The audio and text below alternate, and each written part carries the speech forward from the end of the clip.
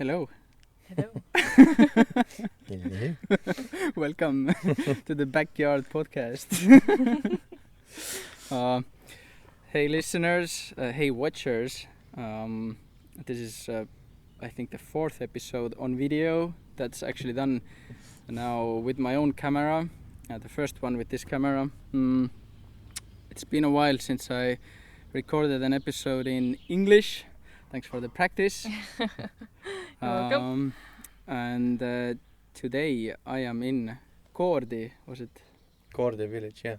Yes. I came to visit an old colleague from Oldehansa who decided to come to the countryside and start a farm life, I guess. Or more of a homesteading thing, but yeah. Yeah. Well, that's a word I'm not really familiar with as well. Is there a word for that in Estonia? Estonian? I'm not sure. It's all talupidamine is it's probably the same, but I think the main difference is a farm would be like farming, and then therefore maybe more of a business thing. But homesteading is just providing for yourself. Well, I guess the thing is that in Estonia as well, or like in Estonia, our culture, farming used to be kind of homesteading, or like mostly homesteading. So when people say farm in Estonia, this is what they mean, kind of, or like this is what we get the picture of. But I guess in like Australia or the States, if you say a farm, people see these like at least 1,000 hectare big like production monoculture factory kind of place. So okay, so homesteading, it's a small growing animals, growing plants, growing your own food, taking care of the land for your own sake, for their lifestyle, I guess. Yeah, and creating a surplus and creating a better soil and all that. But yeah, for basically for our own needs and creating a where possible an income as well from the land. So growing a little bit surplus was mostly just providing for our own needs. Get it covered so we don't need so much output or input from outside. So it's like a autonomic way of living, I guess. That plus not self-sufficiency but community sufficiency. So also with trade with neighbors and both in like work energy, but also in goods and in services. Yeah. Let's introduce you to as well, Jaagup, Evelin. Yeah. Yep. Jack. Remo. Where's Jack? Which one is Jack? The bigger one, right? Bibi and Sassy. Sassy. Yeah. Sassy is the German Shepherd, and Bibi is the Jack Russell. We used to have a shepherd back in the countryside in Otepää as well. I grew up with him. Yeah, so how is it living with the animals and with the nature? So Very far, nice. It's 2 years you've been doing that, right? Yeah, well, it's been 2 very hectic years of like partly living on our land and partly not sleeping on it. Well, living on it but not sleeping on it. It's just we restored an old log house and we were really nearby at our neighbor's extra house. We could use that as our stay, but yeah, we had pretty much animals from the start. Yeah, that was one a little bit like crazy or mysterious part for me. Like you didn't even have a home here, but you still decided to take animals and take care of them from the start. Yeah, it was more of like this land has old 1850 built longhouse, rehielamu, which was kind of in a condition that needed a lot of input. And we didn't really have the resources, so we decided to renovate a smaller sauna house first, although it was like more work in that sense, because the state of the logs and everything was worse than the big one, but and we didn't really want to put a lot of effort in like in the longhouse, and then build the sauna house. But we just like decided to go with the sauna house, and we had the opportunity to sort of be in another house nearby. So it was like most effort to go in the animals, and then restoring that old log house, and then yeah, we had that nice opportunity to live in another house and not be building in our home, which would have been really hard. And building or restoring an old house is really stressful, you know. Some people say you should go camping with your boyfriend or your partner before you decide anything. Well, house building is something in that order, but then, you know, multiple times. So the animals are actually a great way for us to like sort of like get sort of down to earth, and they really like take the stress out of us. So yeah, and we just, you know, it's just part of the picture. And if your neighbor has lambs, then you're like, well, let's get sheep. Yeah. So yeah, we started with chickens, and then some sheep, and now we have rabbits. I think every time something bad happened with the house, like, oh, we found out that the old limestone chimney needed to come down, for example, then it's like, okay, we don't really want to think about it now. Let's focus our attention building rabbit coops. Oh, have you heard about rabbits? They're really great for homesteading. And then we look videos, lots of videos, lots of information, try to figure out the best way for us. And then we built 2 rabbit tractors and and a big like indoor stay for them. And then we got rabbits. So yeah, it was another month later when we got back to the house. We sort of need sort of like positive energy again to tackle some it's things really in the hard. house. It's like way more hard than just building a house. It's just taking someone else's old house down. It's just not taking the house down, it's also taking the stuff out and cleaning it, and then you know, there's so much old stuff that you need to remove, and then like stripping the house and doing that. And this is all like for like artsy people like we are, is like really like emotionally like draining. It's just like we like creating stuff, but it's like destroying stuff first, and like, oh, it's really hard. It was like way better when all the house was stripped down, and then it's like, okay, now we're building it up. You know, that was way like more motivating to do that. And also, you know, like if you start something from the scratch, you can do it by measure. You can do it by Neighbors. neighbors. I think we got that on the video as well. That's cool. Community That's how we life. get rumors starting in the village. Yeah. It's like, what are they doing there with those lamps?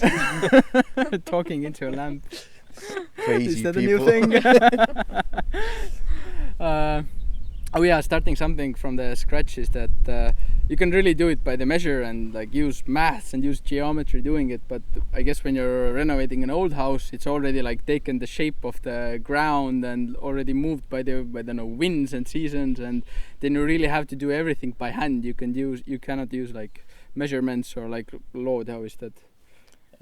Water level. Yeah, or like Or spirit level, whatever it's. Yeah. And so it's way more work. Yeah, there's nothing like There's no proper 90. straight. There's no 90 degrees things, and it's no lines. even more fun in the house now when there's like stuff that we made like spirit leveled, everything's straight, and then you look at the old beams, or like, and then you look at the thing, it's like, how is that possible? it's very confusing. Like which thing is the straight one, because everything. Yeah. But I guess in the end, it's probably more fun to live in a house like that. Maybe. Yeah, it's alive. It has character. Yeah. It was character also and all this spirit. history. You know, it was also like a big decision for us. Well, it wasn't really in that sense that we always knew that we were gonna be those people who were gonna reuse as much as possible. This sauna house was really like sane people would have taken it down and built a new one, you know. But because I had some log house experts also came to like say what they think about it, and it was just on the edge of like down. more than 30% of it was like shit. So it's like need to replace all that. So it's the question: should you restore or should you scrap it and do a new one? And we decided to restore, and like later going into the taking the things part, it revealed that there was more problems. So it was like, I don't know, 50% of the house was shit, or I don't know what it was, but so yeah, it was a lot of work. But and we did it mostly just the two of us. We had help here and there, but like it's a real challenge for a relationship as well. It's like I said that I think 2 years ago to Evelin. If we get this house done and we're still like not hating each other, that would be like a really good thing, you know. And, Made you stronger. Yeah, it was like, it's been hard at times, but it's like a lot of fighting. But yeah, it's good that we sort of got through this. And now it's like just, now we can express ourselves. Now it's sort of making the inside of the house nice and doing the artsy stuff. So it's like, yay. I think we must tell the listeners that we've only moved in not even a week.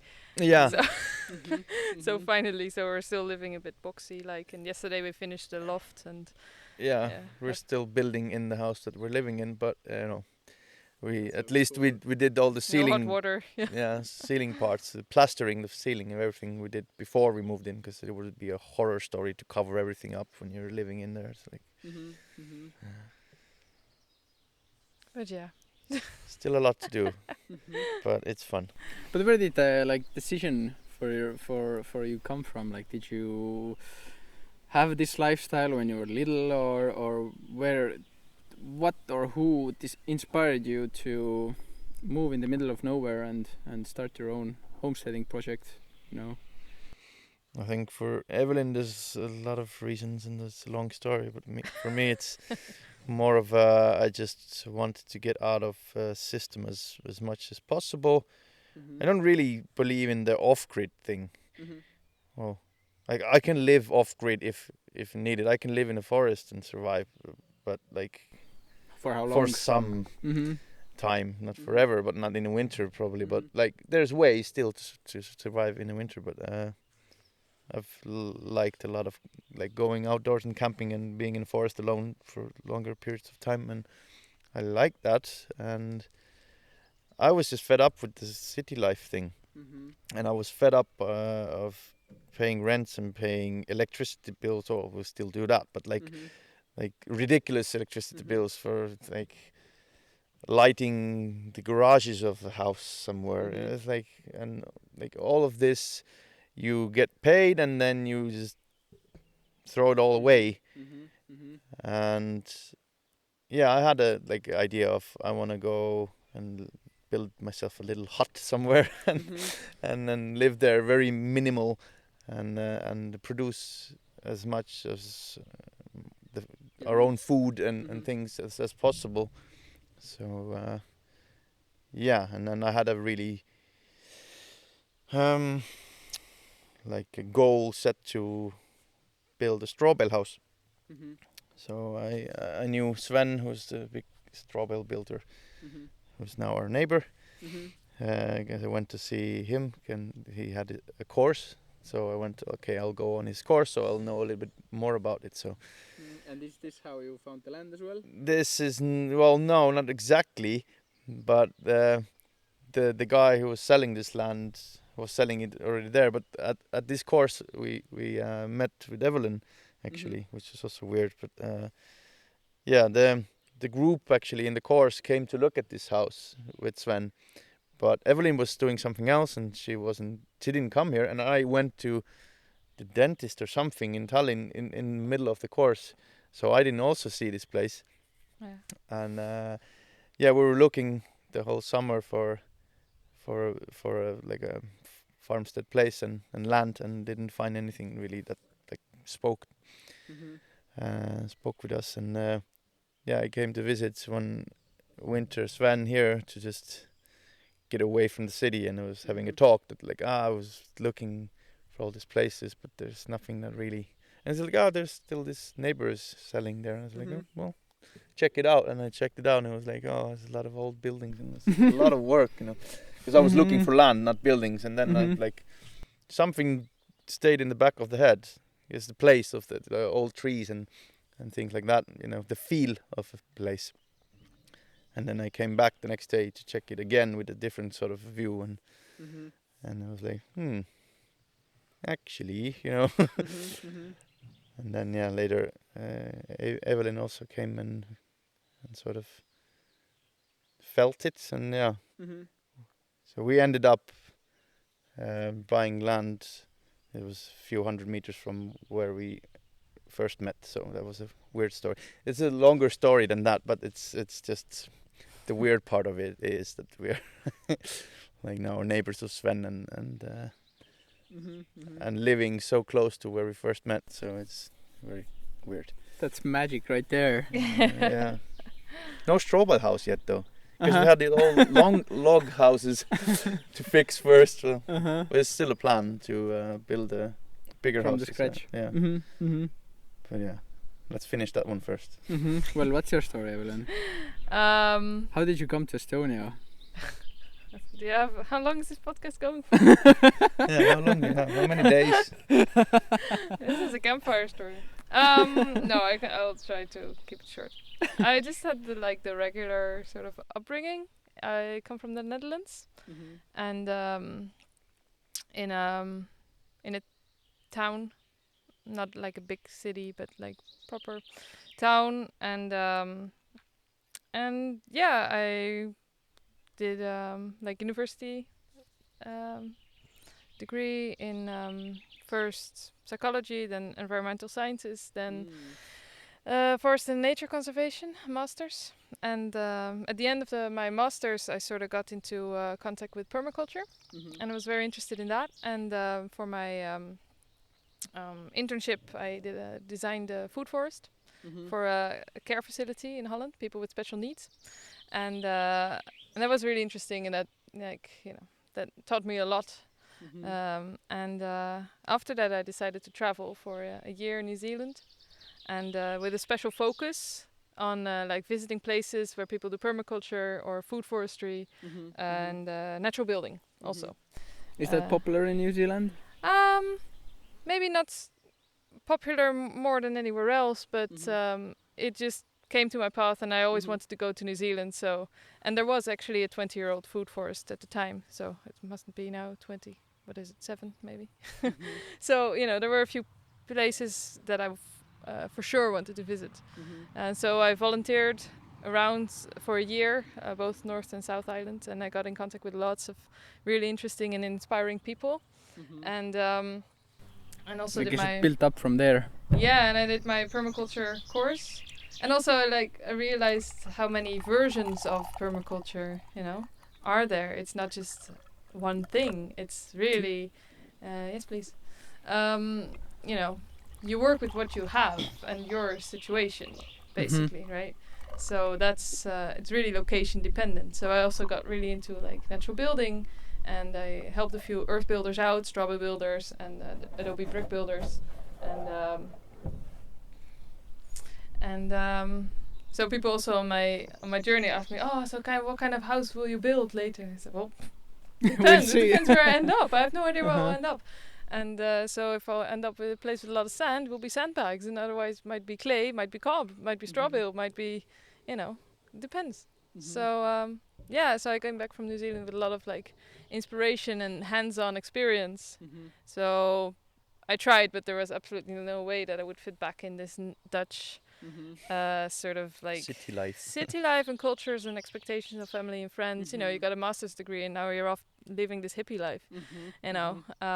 So I've never actually officially used my degree in in a real job in that sense, but of course I've taken a lot of information from it. But how did I end up here? I don't know. I guess I was searching then when I came back a lot, what made me happy and what not, because I fell a bit in a sort of a depression almost, because I didn't know what now, coming from such a great experience, and no direction. Yeah, directionless, and everything that I thought I knew I didn't anymore. I learned about dairy and how bad it is, and like bread is bad and everything is bad. You know? Wait, Jeez. sorry, that was the dogs. Did someone come to visit? Oh, the wrong direction then. Probably some animals. Maybe. Anyway, yeah. So, yeah, I went to do some back to volunteering basically with permaculture people, and there I met some new people, some new connections, and I went to volunteer through the UK that summer, and got to really inspiring places. And then I got back in contact with Richard Perkins, the guy who's in Sweden farming, and because I had already been there on a course previously, and I decided to apply there, and I did like they brought me to Sweden. I did a core crew sort of apprenticeship on his farm, Richdale, and yeah, it was really interesting, and I learned a lot, and it also learned me what I didn't want, which is also very valuable. And Is he someone who you would like recommend to check out if people might get some like interest or questions into like permaculture or homesteading? Yeah, I mean, Richard is very much about making small farms work, but with a real clear like business perspective. So you can make it economically viable. So if you are interested in that, you can check out like Richdale Permaculture or Richard Perkins. There's lots of stuff on YouTube and very interesting information about like rotational grazing, how to not overgraze your land, building up soil, using chickens and sheep and pigs and cow systems to improve the soil while also building an income. Sassy. I don't know. Yeah, and and that got me back actually also into natural building. And and from that place I came to Estonia, to be honest. From Sweden. Yeah, from Sweden. Yeah, I was on a place where there was lots of natural building courses, but they didn't like have any experts there. They would hire experts, and then they would have a course, and they would end up with the building, and the experts would get paid by the participants, sort of like that. And I also taught a course there in pizza ovens. It was my first course to teach. To build a pizza oven. To build, a rocket pizza oven actually. Rocket stove. Rocket stove pizza Shut oven up. from Cobb, double chamber thing. Pretty cool. All right. Are you gonna do one here? Yeah, at some point. Yeah. Yeah. What? You That is so wanna come, cool. yeah? Oh, I'm sold already. That's the best pizza I've ever had was in Italy. There's a little, not little. Well, I don't know. there's a lake near Milan called Comos. Okay. And it's just really beautiful place. Like all the houses built next to each other, like on the both sides of the lake. Very like idyllic scenery, and there was a restaurant that looked less like a restaurant and more like someone's home. You just like got invited in, and then they had a really nice wooden pizza oven there too, and the best pizza I ever had. I'm usually more interested in like American pizza, but that was really, it had something to it. So yes. Yes. If you're gonna build a pizza oven here, or if you're gonna teach people how to build a pizza oven, so Yeah. I'm coming. Okay. All right. Yeah. But there in Sweden, you found someone who was building or like teaching natural building here. Not quite. I had already I did a course in Tadalakt, this Moroccan lime plaster, waterproof lime plaster, really beautiful. So I knew how to do that, but I hadn't done it. Like I'd done one or two projects, small projects, but not like a proper shower. So that place gave me the opportunity to build this shower that like all around like a hammam, Like it's round, it's curvy, it's just one piece basically. And yeah, that was real cool. And it was they also had a little straw bale house that was built in the course, but it was unfinished. So one of my like wishes was to find a place that I could be and experiment a lot with these natural building skills that I'd picked up and seen and read about, just to really do it, right? And without having like financial worries about it. You know, that you also have to pay rent and you take this and that and also have a job or whatever. So we figured out how we could do that. And I lived there for, well, eventually 2 years, but initially 1 year. With the deal that I would do up this house, and there was a little like stipend, some money, and so I didn't have to worry about money. I could just do and play around with the mud and the clay and everything, and ended up also setting up a little company for myself, teaching taddelakt and some natural building stuff, the lady who I was with there, she was also quite organizing people and very eco-friendly, and there was this program called Nordplus, and Nordplus was organizing with partners an exchange between Lithuania, Sweden and Estonia, and thus Sweden and Lithuania came to Sweden first, and we did all kinds of cool things.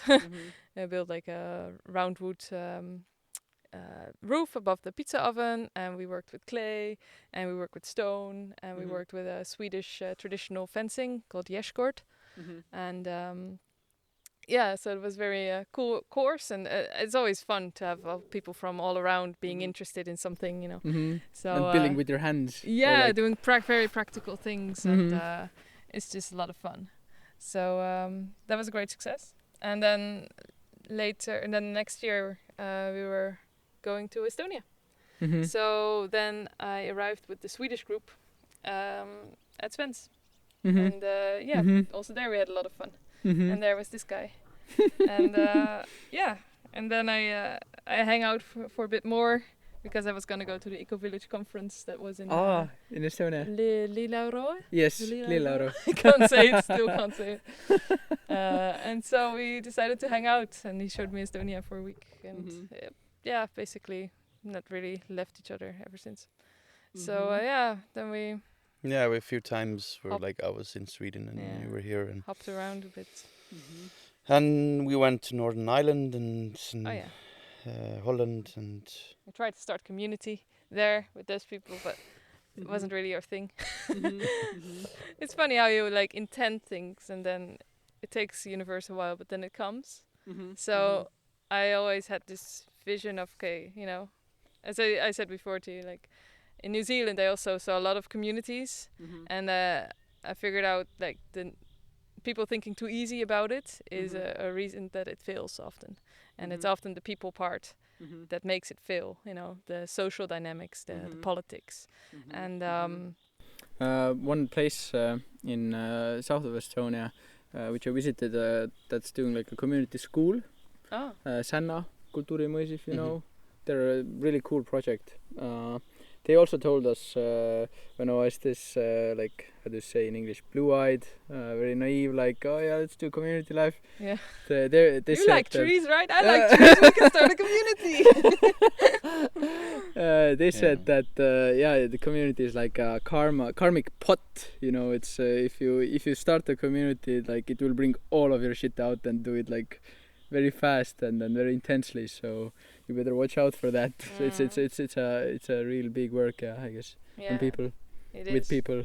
Yeah, just imagine like how long you take to decide on a partner, and that's like community is living with 10 partners or more. Yeah. And everyone has their quirkiness. But anyway, that's a different story. But yeah, my intention was to like, okay, if I'm gonna, because I really like the idea of community. If it's gonna work, then I want people that really have something to bring. They have experience in what it takes, and they have like ideas about it, and they are not underestimating it. They all have something to to bring to the table.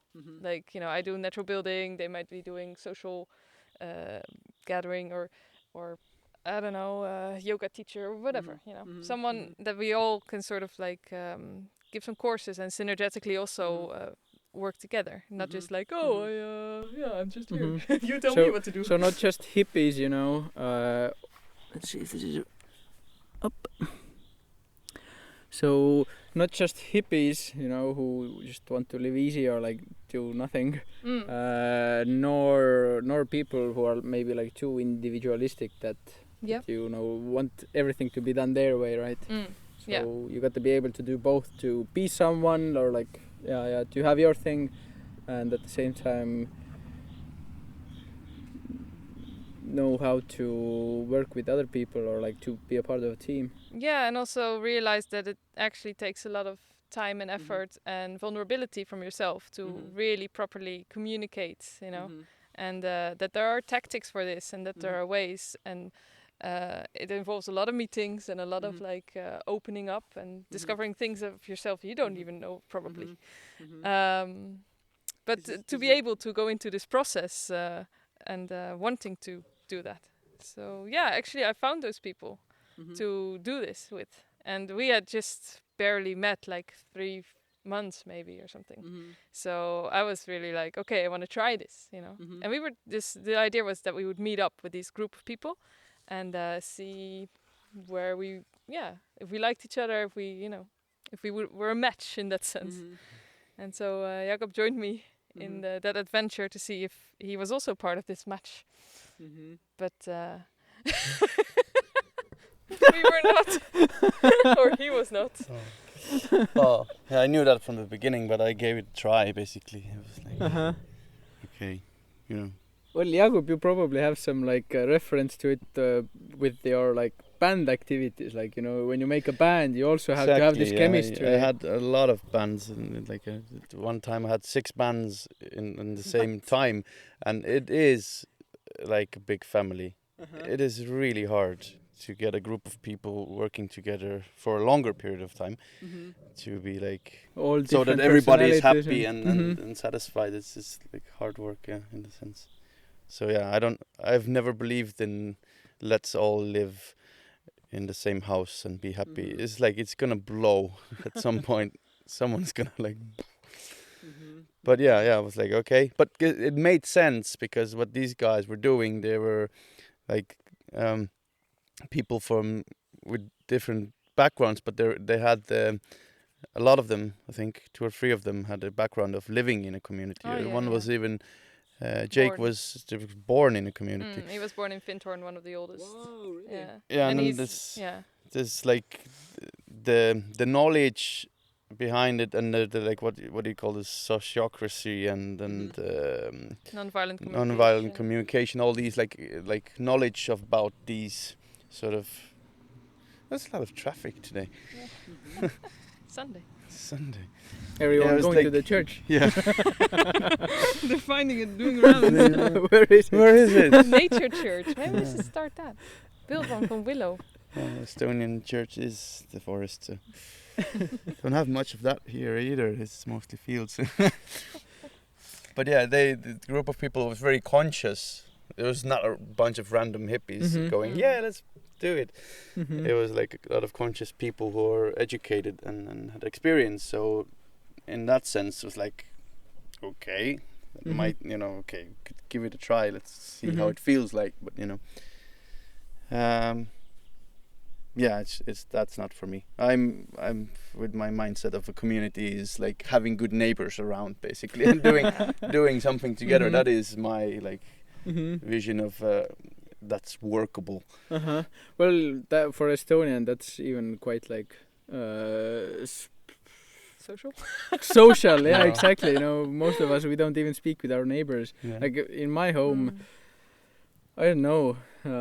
Yes, the most we do is like wave to each other when we drive by, but that's pretty much all we do. Yeah, we want to also get more of this community here together with this M2 we just created.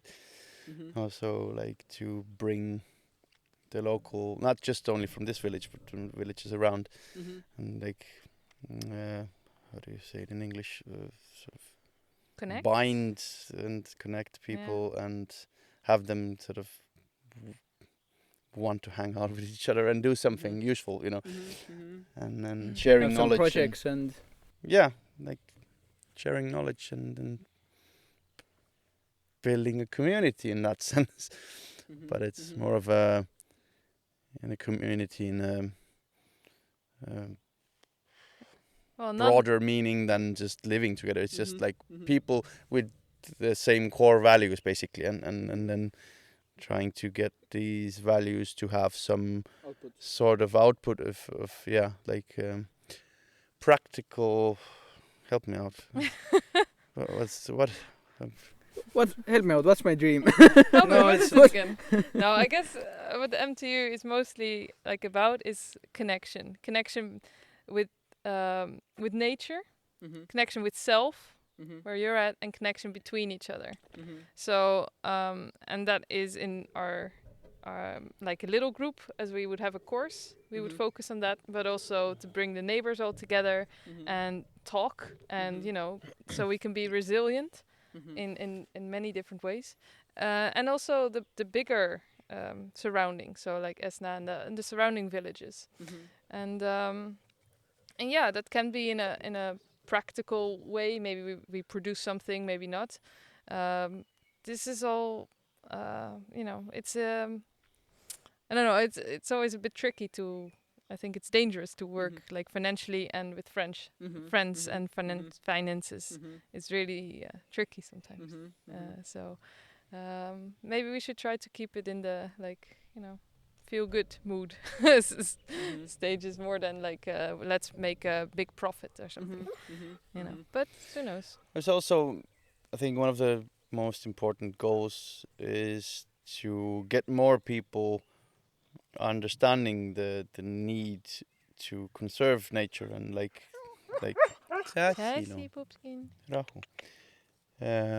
like to educate people to understand why we need to stop doing the monoculture stuff in farming, and also like not clear cutting all the forests, and like how to manage things in a way that it's still profitable, but in a smart way, and in a way that we don't destroy the kooslused, what is it out and ecosystems. Well, ecosystems, yeah, but the different species and varieties of things. Biodiversity. Diversity. Biodiversity. So we don't mess these things up, because, you know, it's just the understanding of how to and why, and then also how to use the things you have.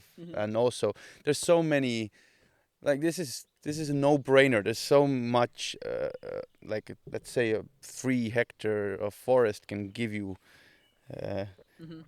like, okay, you can just look at it that way. We just cut it all down, and that's a good profit, you know. But if you manage it smartly, you could get like 3, 4, 5 times the money. Like maybe in a longer period of time, but then it will be continuous. It's basically the same sort of thinking as a food forest, in that sense of like you're farming.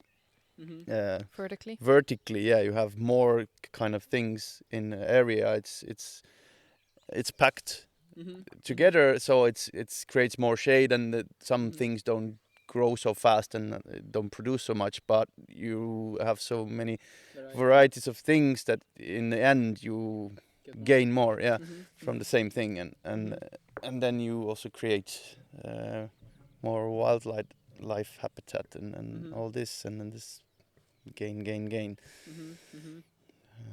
It's also like how it affects our own psyche and our own mental health. And I had one talk with Indrek Vainu. I don't know. I'm gonna make one more podcast with him, actually, hopefully next week. He's been helping out with the movement against clear cutting in Estonia, and really a nature person as well. And talking with him, I had this this idea that, you know, Estonia has quite many like startups and like these like innovations per capita, I was thinking that maybe it's because we have so many forests, because nature around us, because it really inspires us. Like if you have your chance to go take your forest walks or go pick your mushrooms or berries, it's not only energetically that you get to like invigorate yourself. I think nature also really inspires or gives you the room to get that inspiration to do your big next thing or get through a difficult period in your life. So yeah, one is the real physical. One thing is these physical fruits you get from the forest, but the other thing is also what fruits you get psychologically or spiritually or mentally from these diverse systems as well, because like you described, getting fed up with the city life. I guess this is something that like untold numbers of us feel like in even bigger cities or like in big metropoles. Just these concrete jungles. This is just a take circle. It's just in a loop of just taking resources and just consuming shit you don't really need and not creating anything really. So it's. Yeah, and consuming each other as well, I think. Oh yeah. Yeah, well, last years before I switched the mindset. Oh, like when I decided that's it, I'm going. Like gonna sell all the stuff I have, sort of, and go away. Like I felt really the need. The year before that decision, also like I felt the need to go away. As I went to the forest alone more than I usually do, and it was like came back to the city and unpacked my camping gear, and I was like, okay, where do I go next? Like let's pack it again and restock and leave.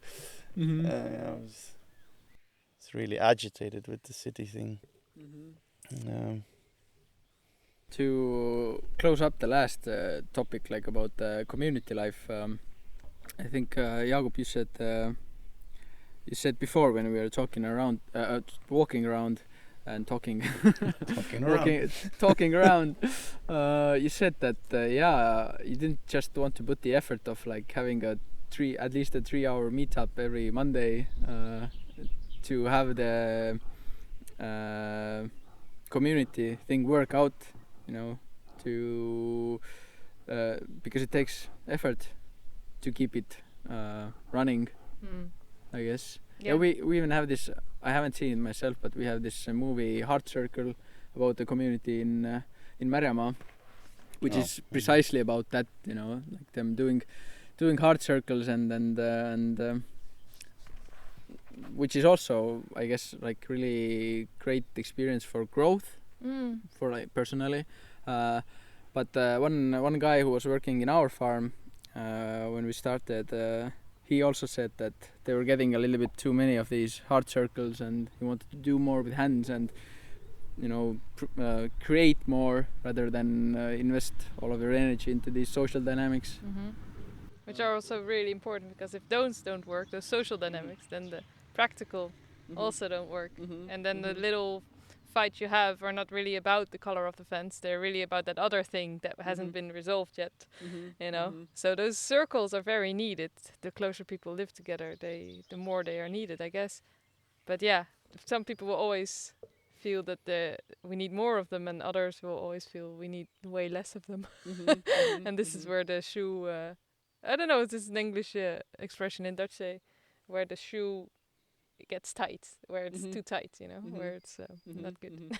But yeah, I don't know if you want to say what you wanted to say about it, but that's what I just wanted to kind of wrap it up, the community part. So this is why you, I guess, decided to come and live on your own and rather like build your community the way you want to, with more like over a more vast field, I guess, than living in one house and having to deal with each other every day. Well, I think there's a lot of different ways of communities, and how you don't always have to live in one house. Sometimes like a community house, and you don't always there's not one way of doing a community. there's many, but often it's some sort of a shared land thing, and many people are financially invested, and this makes it also more difficult to maybe enter and to leave. And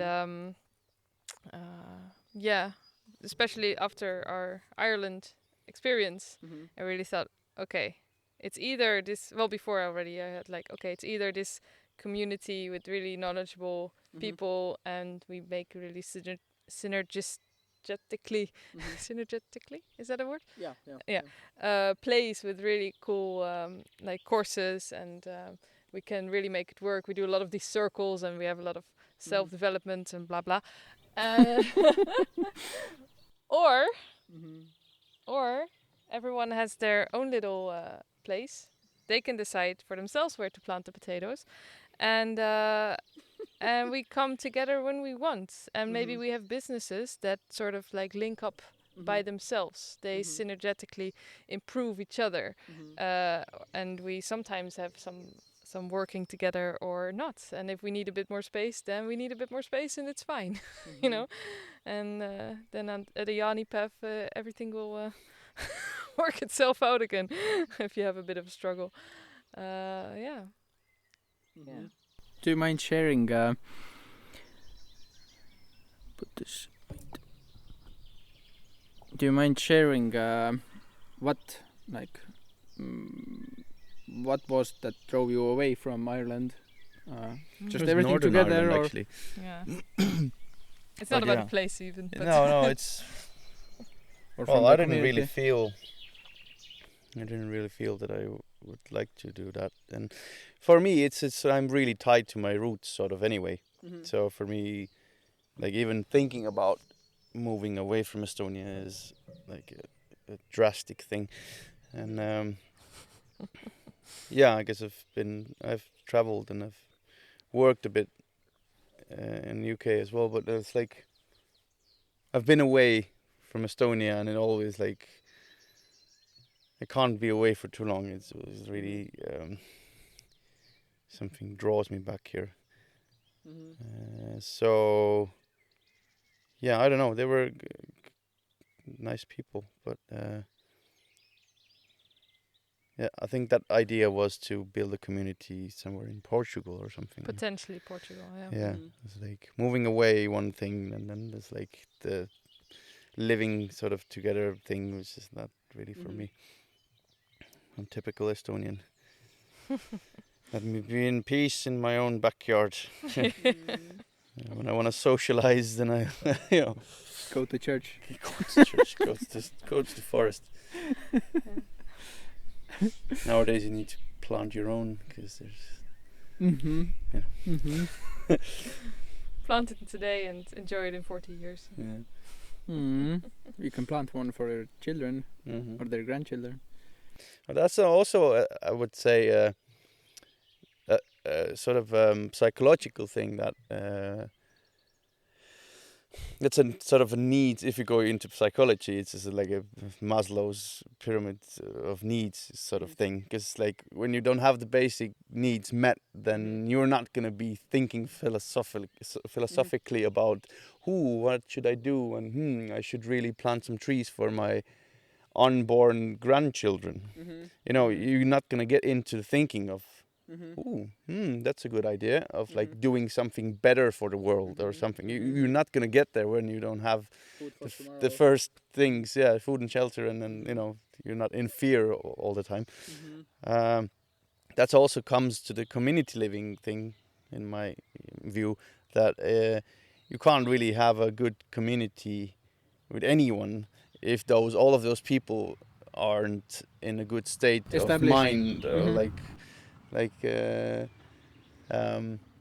sort of organized in their own brain, and like in a way free in their thinking, and like have dealt with their like childhood traumas and all that shit, and worked with themselves, and done all that, and then educated themselves, and then maybe something might work out. But it's...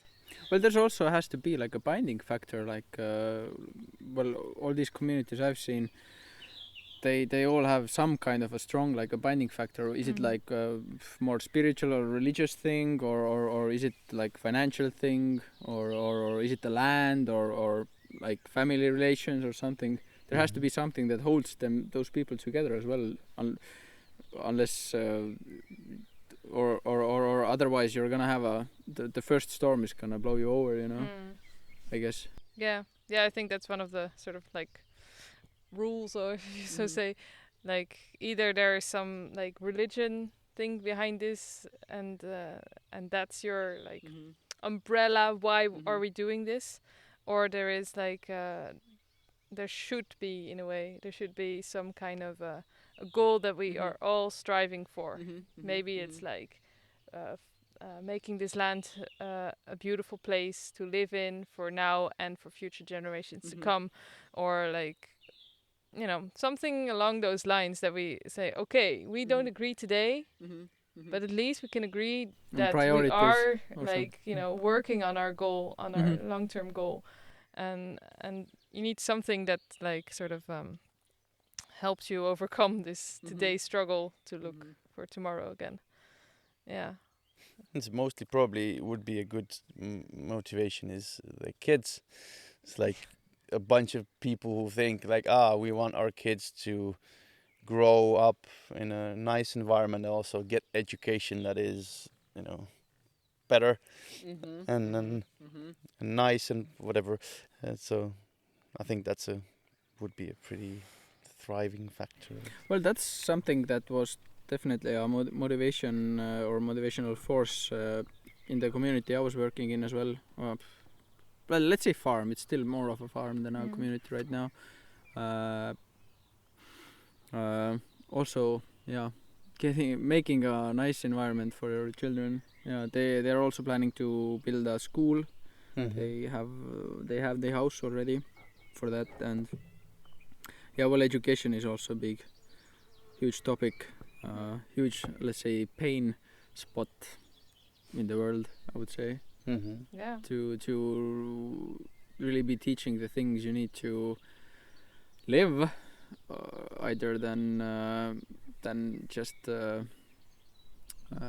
propagandize or make them into some living slaves, living robots in the cogs in the system. Yeah, we teach children how to like remember facts, or whatever. What is a fact anyway?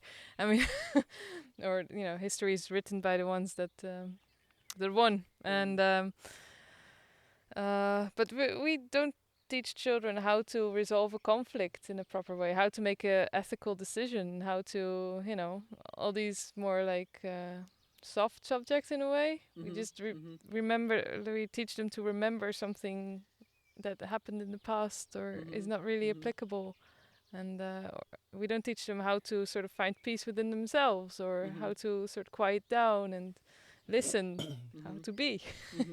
We don't. Yeah, so I think there's we train them to not think for themselves. We train them to shut up and listen from the first moment when you put them in a classroom, right? I'm very interested in this. What is it? It's called again? Unlearning? Not no. Unlearning? No. Yeah, something like that. Was it? There's this school of thought. There's of course homeschooling, where sort of the parents take the role of the teacher and say, okay, we're gonna do 2 hours of math today, and then with 2 hours of language or whatever. Or they do it in a free flow style, but there's still some kind of a structure or schedule, and they play school. Whereas unschooling, I think it's called unschooling, is where you totally trust the child. You totally trust that it learns whatever it needs to learn when it wants to learn it. And so up to like 4 years or whatever, in Holland, then they start going to school. They're learning so much. You know, they're learning by colors and picking up things and counting, and all of a sudden they would stop learning, and now they can only learn by sitting still and listening to someone telling them shit. No. So you, with that school of thought, you really trust that the child you just let it be, basically. You let it be like before it goes to school. You let it just play around. It learns by play. And when it's time to build the treehouse, it will learn about gravity and it will learn about how to use a hammer and how many nails it would need and things like that, and what is strong and what is not. It will. That is one school of thought. I see Jaagup looking at it like, we're not doing that. That's way too hippie.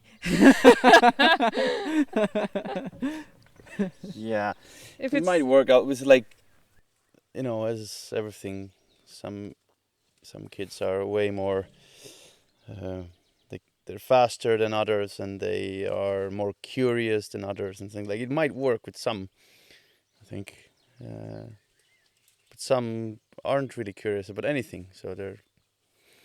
I don't know if that's true. Maybe in a city environment where you live in an apartment and being left alone, there's only the telly or the PlayStation, whatever. Then you're not like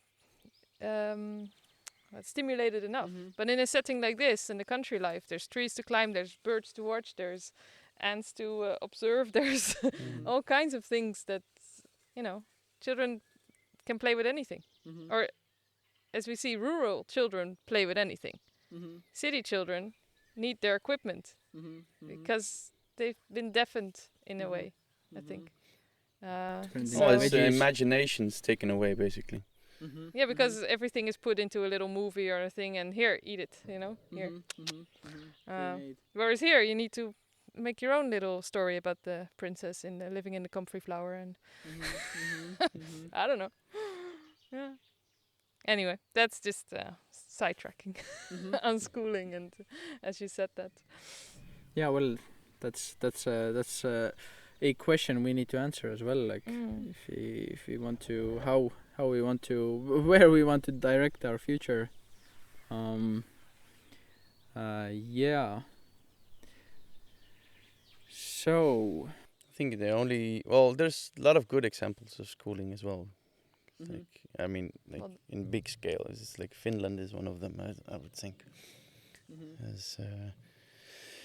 But I think if you take the education system and, like, let's say, I don't really like to use that term, but like make it holistic, make it whole, so you better like teach kids like how, I would say, more of the let's do some tests and more of like let's blow things up in the physics class thing kind of works, because then you make relations from the information that you get in, and like you can apply it and see it and like feel it or touch it, whatever. And then if you understand the process, then you learn something. If it's just information, you just I have to do the test, and then you remember the numbers, and then you write it down, it's done, and then it's like, whew, okay, I can forget about it now. This is totally useless. And then when you take the physics and chemistry and whatever, philosophy and then nature, like Lotus or Patus, whatever it is called in English, the nature. Biology. Biology, yeah, sorry. Biology classes. And you like teach the kids how to understand the connections between the mushrooms and the fungi and the trees and the animals and this and that, and there's that is chemistry, that is physics, all of that. They lead to kind of sort of bind this information together to understand something. Then you can understand the ecosystem. And if you understand an ecosystem, then you will look at the world in a different way. Go outside, go into the nature. I think it's like, it's crazy that you have to learn biology from a book, from pictures, or in a classroom. Well, it's in a way it makes sense, because you can't take all of the things and like find them now. It's like one of those, let's go look at some birds. Let's go bird watching. It's like, okay, today the class needs to see a woodpecker. Okay, let's find one. I was like, oh, there's none around. It's like, okay, it's easier to just flip to page 52. Here's but like, no, people should understand the whole thing, how it works, not just this is a formula for this and this is that and this is math and this like totally useless fragmental knowledge. It's like, what do you do with that? Nothing. Yeah, it's really hard to remember that too. And then you have people who really go into one section of that, like you go into biology and then you specialize and then you get all your doctor's degree on that, and then you have physics people going to that, and then you have mathematicians go to that, and then they're all very wise professors, and then they come together and they still don't understand how those things are related to each other. And they're going to be arguing with each other. No, I have loads of data that shows that we should be doing this, and then the other goes, no, we have loads of data that shows this, and blah blah. And there's what's the point? It's like, because they don't understand the connections between things, and I think that's very important to teach people the connections between things. Because this is where it gets interesting. And to realize that we don't also know. No, we don't know shit. But it's more interesting because like Evelyn is also going into. She's more interested in going deeper into this the soil bacteria and like into knowledge soil of food web. Food web thing, is to understand what's going on under our feet and how to change that, and like to there's you can talk about that, but there's so much we don't know, and and at the moment there's like more and more science like confirming things, what we're doing with the conventional agriculture things and how we're destroying things and why. Like, if you understand this stuff, then you can really easily, well, I don't know if it's easy, but it would be probably cheaper to maintain a big farm without any pesticides and fungicides and all sorts of sprays and things, because we need, this is a problem of that, let's kill that. Now we don't have those birds anymore. Shit, now we have some other maggots that are eating because the birds are not eating. There's whole countries that have gone through this idiotic let's kill it thing, and then they like where was it, in China or somewhere, where they had to buy in critters from somewhere else, like buy in little insects from other parts of or pollinate with your hands. Yeah, it's like, we killed all the bees. Okay, shit, it's like you kill one thing and then it's it's basic ecology is like what most people are lacking. That's the thing. It's like understanding of the food chain, and like this is really like not kindergarten stuff, but it's like really like basic stuff. It's like, but you can go into researching some chemical stuff so deeply that you forget about the simple thing, sort of. I don't know. But where was I going with this anyway? Basically, soil food web. Yeah, it's understanding things is why aren't these plants working with some soils? It's not thriving. It's a problem. We need to add what, or we need to remove what, and why? What's the point of it? It's like, as far as I understand, a little bit of something you've talked about is like some plants like more fungal connections, some plants like more bacterial like life. And if you might be thinking, if you don't know which plants like what and like all the connection between things, you might be thinking, we should put all these, you can go in permaculture, like all the compost teas, and let's put this very like good compost and a lot of bacteria, and then you put it onto a plant that doesn't like that. You put it on like that, like some fungal symbiosis things, and then you basically kill your plant with the goodness. This is just because you don't understand what it needs. So it's like we need to look deeper and understand more. But well, this is a really good introduction to permaculture, I guess. overall? Yes. On to you. I don't know anything. Back to you. I'm just picking up some little.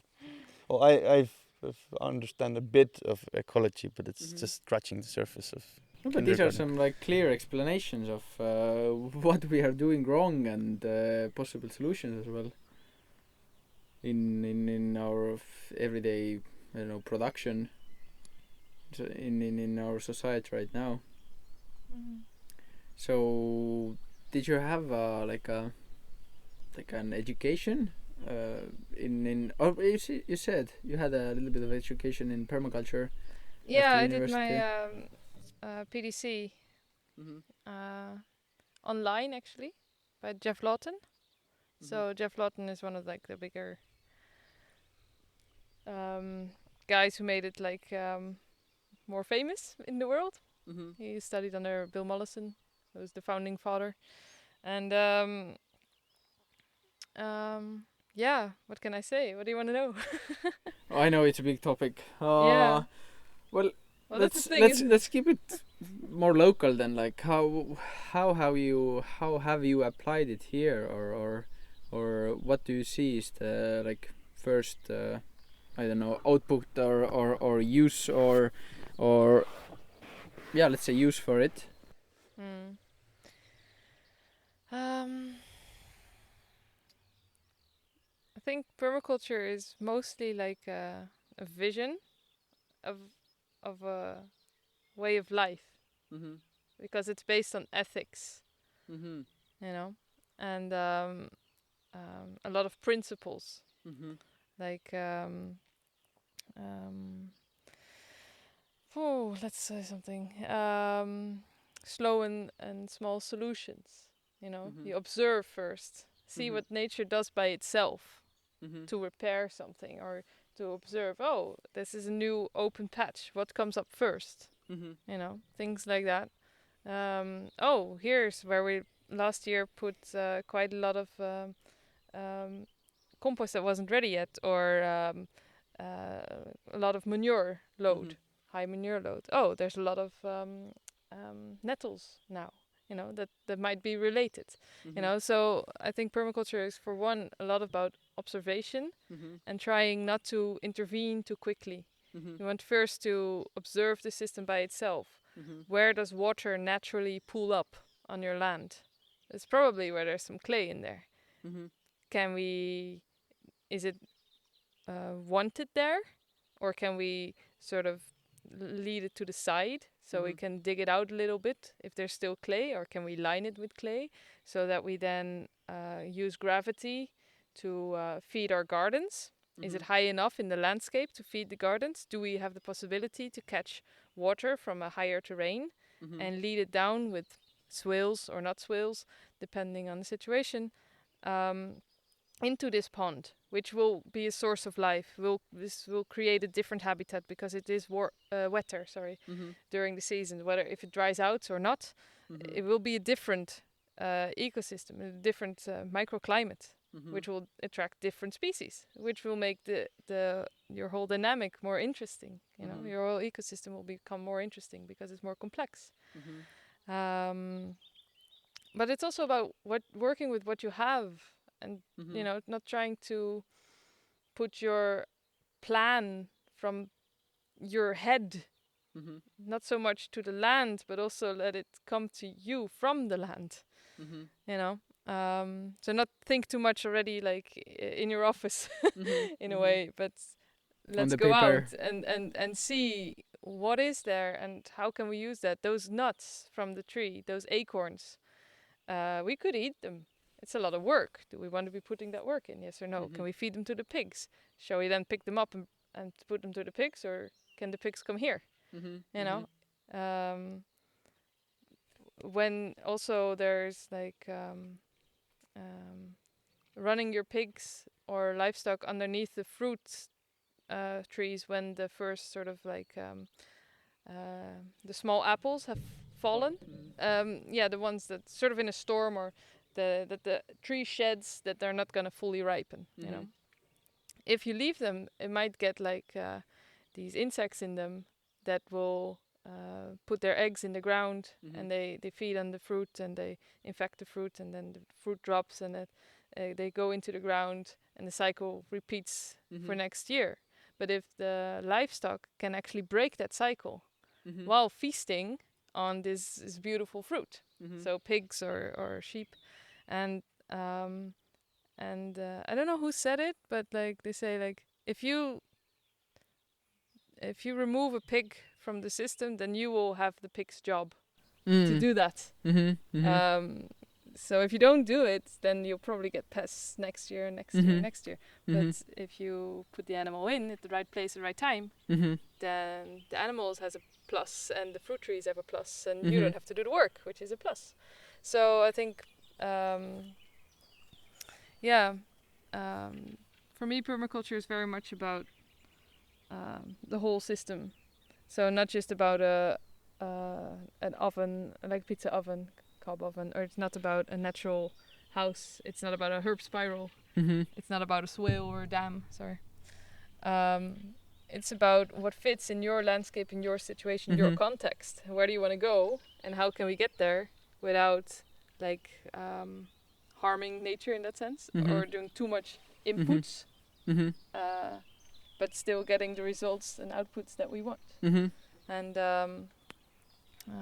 in that way, it compares. For me, it compares to like wisdom. You know, there's like I don't remember the author of that, but there's like 4 ways of knowing, which build up on each other. First is like data, you know, just random facts that you can observe. So the first one is actually just let's say data, like something you observed. The second one is knowledge. You know, if someone confirms it that okay, this is the case, you know, it repeats, this is some kind of a process. The third one is a skill, if you can like use this process, or you can intervene, or you can create it, or you can some way like rebuild it, so you get a skill. And the last one is like wisdom, is like where to use this skill, or what to do with this skill, and when to use it. Yeah. Yeah. It's nice, yeah. So yeah, for me, it's where things grip into each other. You know, we just redid our house then, and we are both really clear that we don't want a water closet. You know, we don't want a toilet with water. We want a composting toilet. It takes a little bit more work, basically, to take it out, but it makes so much more sense to me. We keep our resources on the land, and we put it back into the ground and feed our plants instead of defecating in our drinking water, which is like running low. Why would we do that? It doesn't make any sense to me. So that we can like reuse, put back into the gardens, and let it feed us again. But then it stinks a lot.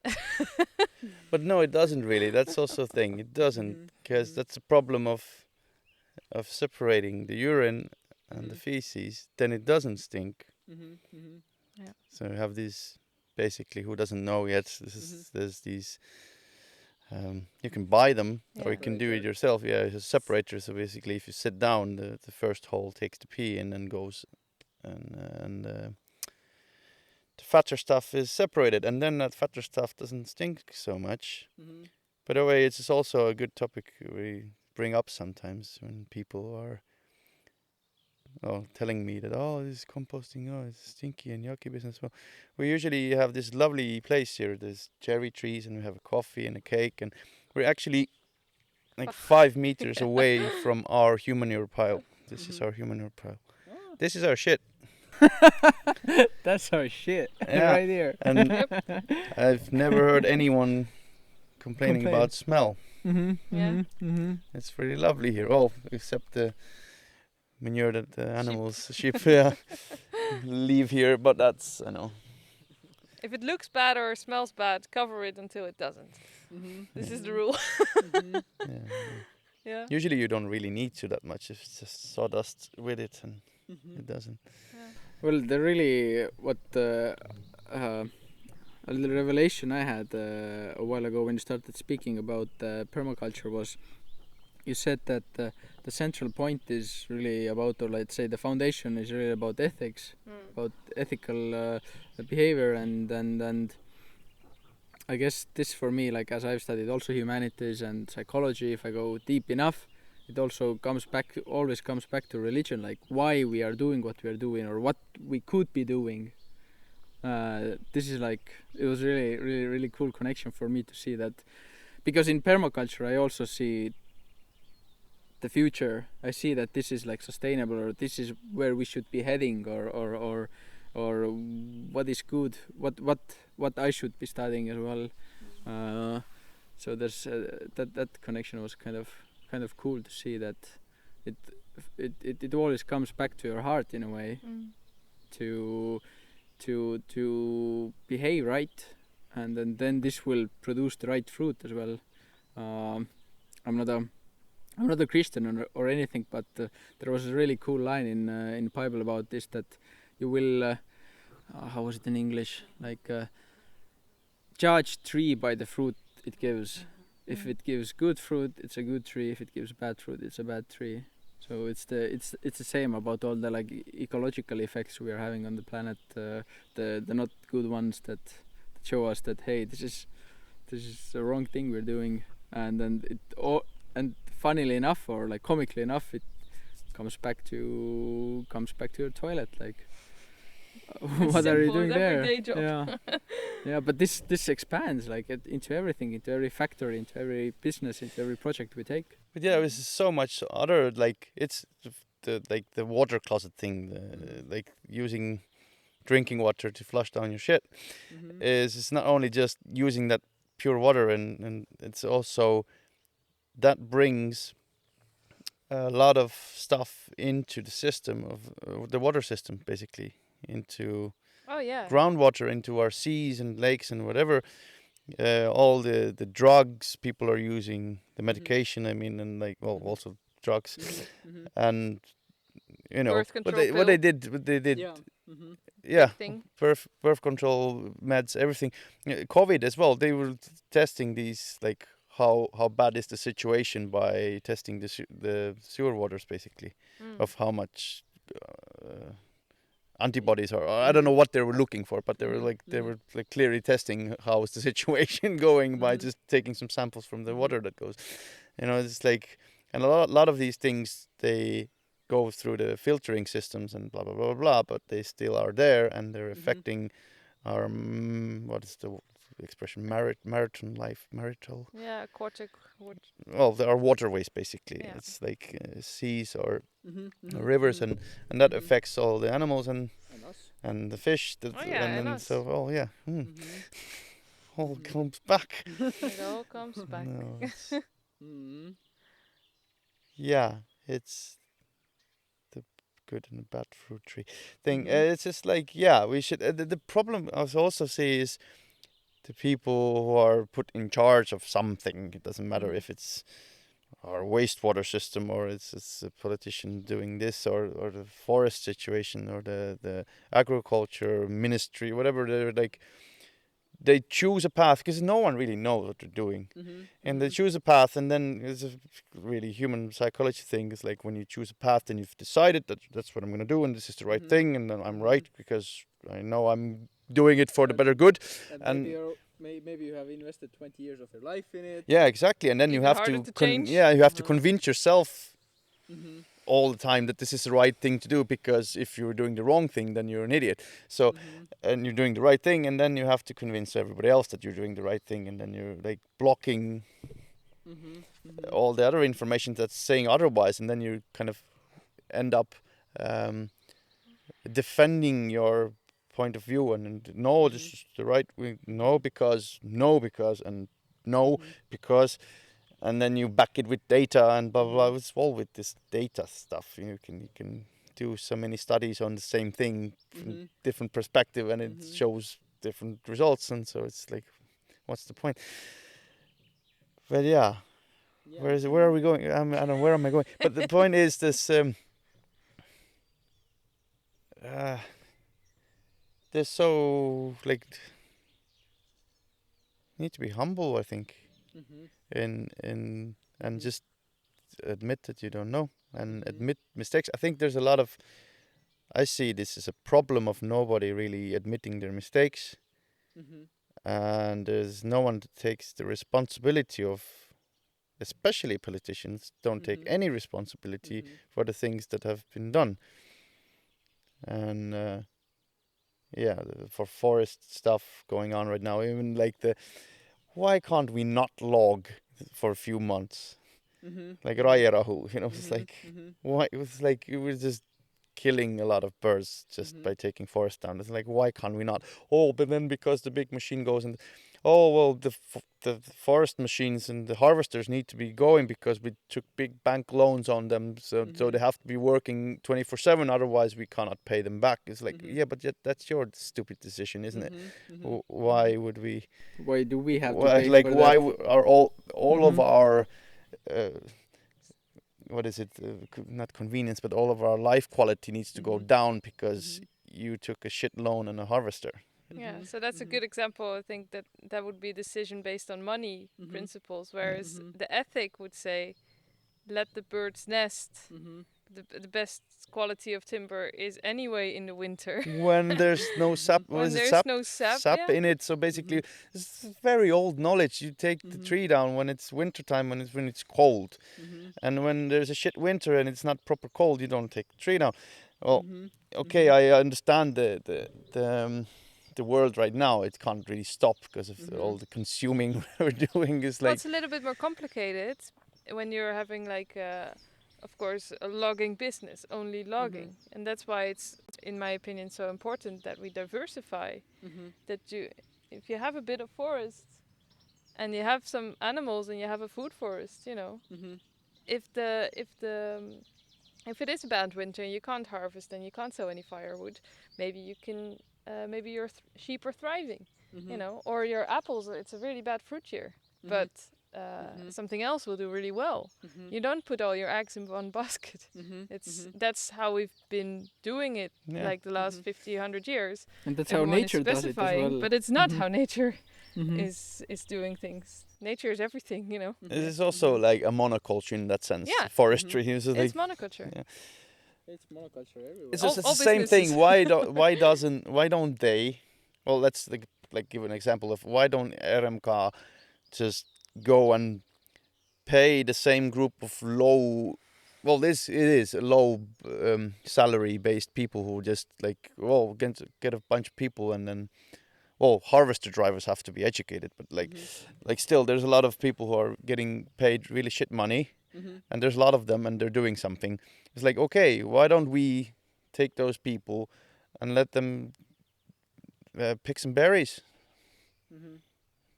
for a month, or mushrooms or whatever, and take the same stuff from the forest and sell that instead of importing some mushrooms from wherever. And then exporting the wood into the other side of Europe for. No, we're selling our good. Like, that's a shit thing. We're selling our good old logs and shredding them into like we're not even like, there's paper trees, like small trees that are made go into the paper industry and things like that. And but in a lot of cases now, meeting some demands, either it's a EU demand or some like the supply demand thing of like someone, oh, we need to give so much timber out for, let's say, this thing, and now we're like, oh, we're not meeting that demand, so we're now taking good wood, old wood that could be like a quality wood that could be used for something way better, and we can get more money out of that.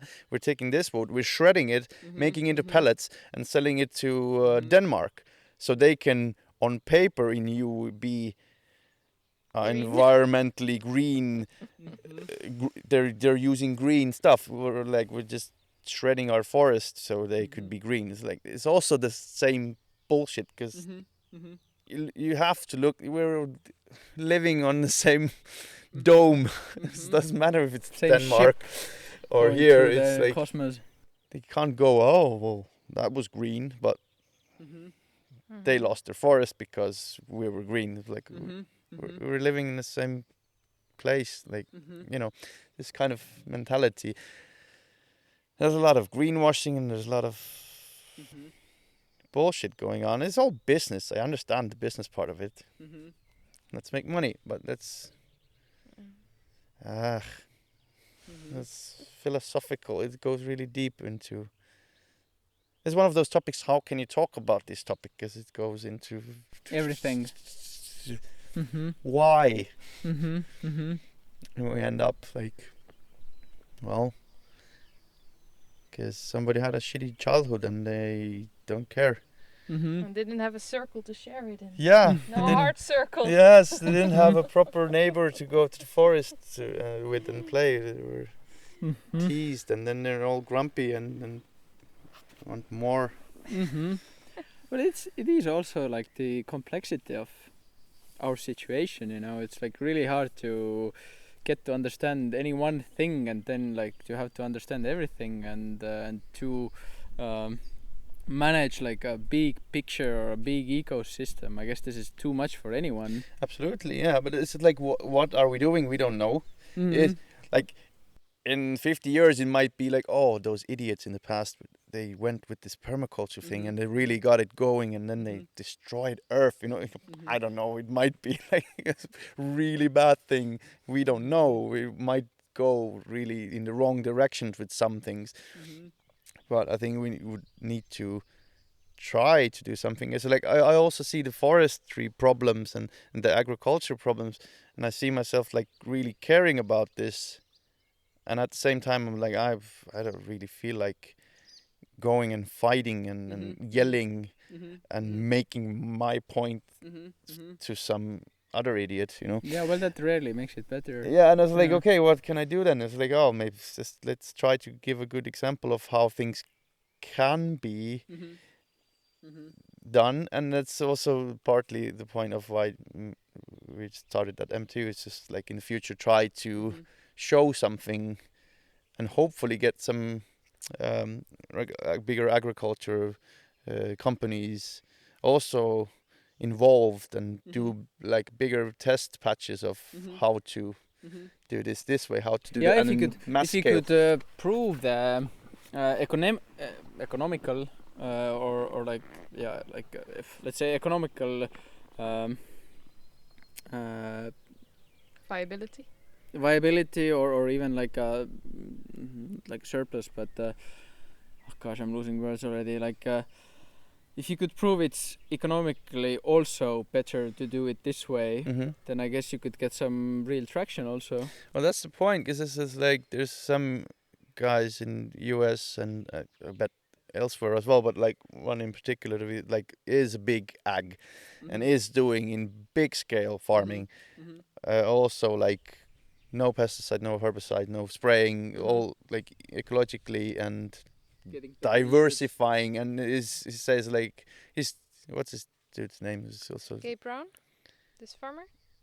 I think so. I think this was Gabe Brown. I think he's a regenerative agriculture guy. Oh, he has the same principle of the diverse of everything, not just monoculture, but like a lot of stuff. So if something fails, you'll also be doing money.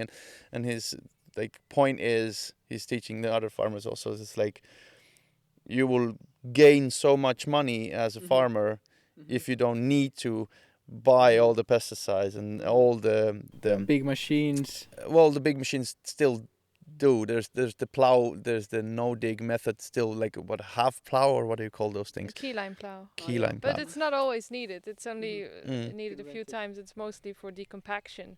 It sort of rips the soil, but it doesn't like turn it over, which is a big thing, because you don't want to disturb all those mycelia, these fungal threads in the soil, because they're very important. But we're killing them because they're disturbing, you know, our yields. Well, it's another world, but this is like to show in big scale that it works without spraying this stuff, so you don't have to buy this stuff, so you can use organic fertilizers and just diverse things and let basically the nature do its thing and just collect what you want. And yeah, it makes like business wise it makes sense. You just need to. But it's really hard to make that sort of switch from. Well, yet again, I don't know. Maybe it works there, maybe it doesn't here for some reason. That interests me. That's why I would like to also get to have some talks with some big ag people in Estonia to try to do some things and test it out if it's possible and how, and it's just big science, and also like collaborate with universities and labs and things like that. Which will be very interesting. Yeah. Because we've got this, we're gonna get this neighbor land. What he's been doing, Plowing and spraying. conventional methods. We can find out for how long, but that will be in our hands soon, and we can hopefully get like our hands on a what is it called, a microscope to do some analysis or get some help from someone who can actually see all the little bitsy bumps, and see how dead it is or not. And how long it will take for us to improve that. Because I think what's important to mention is not just saying to the farmer, oh, you shouldn't be spraying, or forcing them not to spray is not the way. I think it's really valuable to see that there's really good numbers coming from America, where not only do they not spray, they don't have the inputs of the herbicides, fungicides and insecticides. They don't have to also have the time and the gasoline to go out and spray that. They're not killing all the obviously then the insect life and the fertilizers. And fertilizers also. Well, at least in Estonia, mostly they're using shit. They're spraying shit around, which is better than chemical fertilizers. Oh, shit. Shit, you mean? Shit, yeah. I didn't know if it was shit. It was, a general term for... Shit. Some crap. Yeah, literal shit. They're spraying literal shit around, yeah. Wait, but it's losing my thread now. I'm sorry. With your shit, you and your shit. That you don't have to kill all the... Yeah, well, that's not only do you not have the costs of the chemical inputs, but also they arrive at better yields. Stronger plants. And then you can sell it as organic. Which now goes at a premium and hopefully will just be normal later. Yeah. So what if I can tell a farmer, if we do this and this, it might take a few years. Like, I'm not taking 10 years, I'm talking more like 3 years. We can give better yields, stronger plants, healthier, more nutritious for the consumer. And we're not killing all the bees.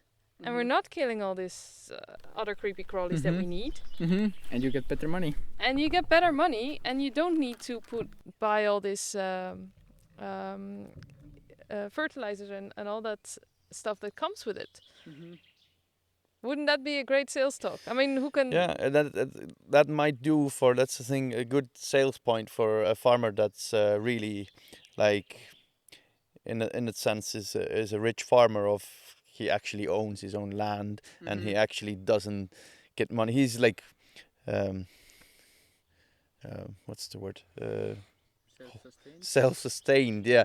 Because a lot of farmers are renting the land from someone else, and they're getting subsidized by PRIA and all sorts of things. And there's rules, and then they set the rules. So you shouldn't be really talking to the farmer. You should be talking to the bankers, the entities that are like the agricultural, whatever you call them, that decide, who give out the subsidies to the farmers and decide you need to now sow this, then and spray that and spray this and spray that. But also probably these entities are also lobbied by a lot of chemical industrial producers, companies. It's a really hard cycle to break. You can't just go take money out of someone else's pocket who's but they're not doing the right thing. Yeah, who cares? It's business, baby. You sort of look at it with this mindset of, yeah, it is a business. Someone's going to be really pissed off that you just made a lot of money for this farmer, but someone's losing their empty share. pockets, and he's going to come for you. Oh. So it's just another cycle of shit. Yeah, but I think we have to go through. I think in the end, I hope I can only be hopeful. You know that it can be done, and we will make the switch. And I would love Estonia to be one of the first to reach that.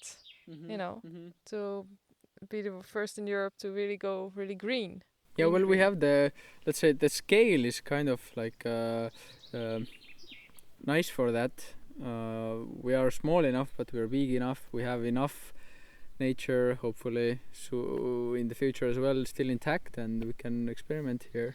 And we have a lot of tech, and we have a lot of bright heads, so a lot of startups can like very quickly, I think, make it like, well, it's the word, tech savvy stuff. Like we can integrate all the tech with the knowledge of this and make it like how to say, is like a smaller input in that sense. If you have machines and a faster shift, do it quickly. You know. Yeah, well, well, we lost the picture anyway, so we can wrap up. One thing I was thinking to balance all this, let's say, apocalyptic situation we are in, is that we are also kind of like just waking up as a species, you know, to our effects and to our powers and to our not solutions but potential. I guess this has only been like a few hundred years we have been industrially like producing and having this power. So I guess what happened or what has happened is that we just needed to quickly adapt to our population and these new crazy powers that we have achieved, and to really like lift every person out of poverty or out of this survival mode, which we have quite achieved right now. And I guess UN projected that we might like lift pretty much everyone out of poverty by 2035 or something like that, if we continue with the pace right now. So we have, like you also said, that we have the capacity to philosophize or to start thinking about the bigger picture, like when we don't have to worry about where we get our food tomorrow, to get out of this fear. And now that this has happened and is happening, then we can start implementing these new ideas and start really joining these different fields of thinking and expertise and specializations and professions together. Like, you know, I don't know, bring these businessmen and bring these bankers and bring these scientists and actually people actually working on the land, with the land together, and see what we can do together.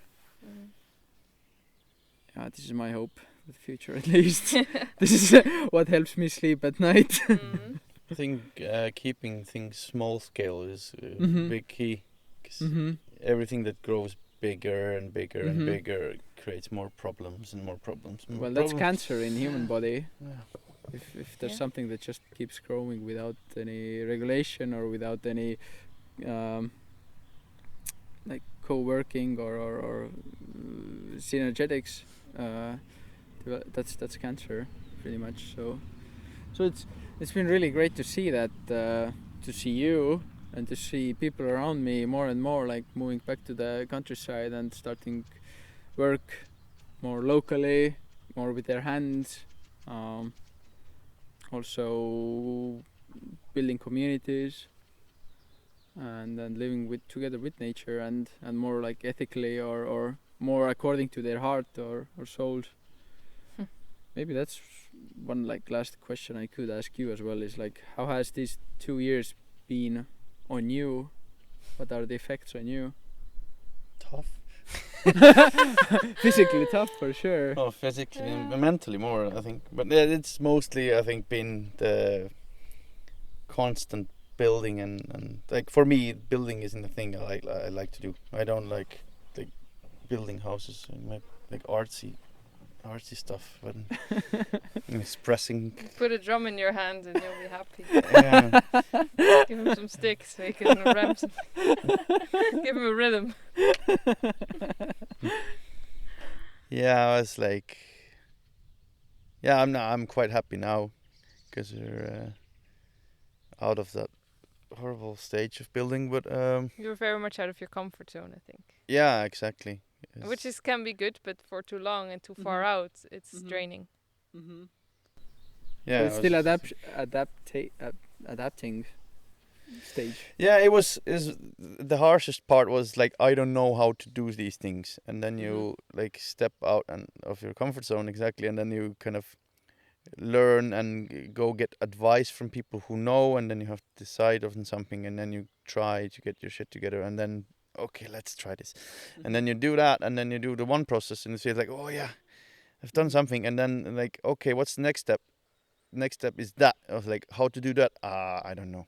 And it's all over again. And then all over again, and it's like every step is like totally like. It is fun in a way, but like I've learned a lot. But like it's also like it would be nice if it's on a slower pace. It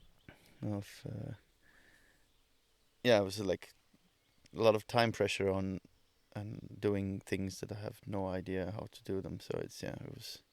But we did those things. Exactly. Yeah. So has it made you grow as a person? Of course. Also lost a lot of my nerve endings.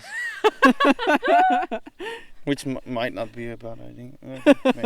Maybe I grew some new ones that are better. I destroyed the old ones that were... They were not needed anymore. Not needed. I don't know. Any advice for people thinking about moving to the countryside, starting a homesteading project? Absolutely do it, but think it through. Be realistic. And yeah, this is one of those things like I wanted in the beginning of let's just focus on the house and do that, and then when the house is ready, then like focus on the animals.